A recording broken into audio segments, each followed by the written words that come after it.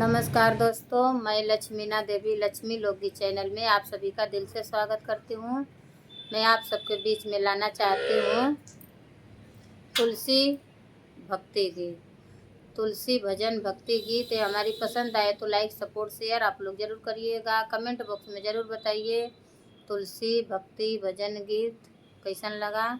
पसंद आए तो इतना इतना दुलार प्यार देना। अपनी इस छोटी माँ का मदद आप लोग ज़रूर करिएगा। छोटी मोटी तुलसी के गाछिया भुइया लोढ़ डढ़िया ये राम जी भुइया डढ़िया लोढ़ ये राम जी। छोटी मोटी तुलसी के गाछिया भुइया डढ़िया लोढ़ ये राम जी भुइया डढ़िया लोढ़ ये राम जी। अपनाया मनवा ये राम जी तुलसी के पेड़ लागवली ये राम जी तुलसी के पेड़ लागवली ये राम जी। सोने के घड़िलवा ये राम जी गंगा के जलवा भर लिए राम जी गंगा के जलवा लैलिए राम जी। ओही गंगा जलवा से सिंचली तुलसी माई के पेड़वा ये राम जी तुलसिया माई के पेड़वा ये राम जी।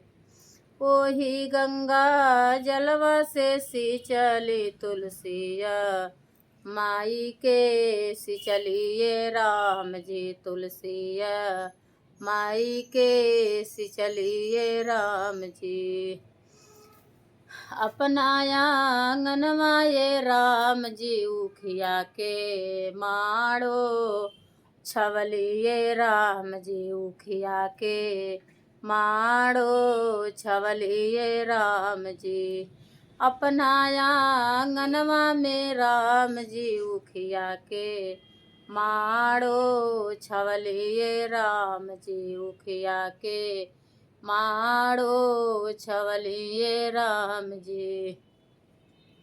सुन के कलशवा ये राम जी तुलसी के पूजा कैलिए राम जी तुलसी के हम पूजवलिए राम जी।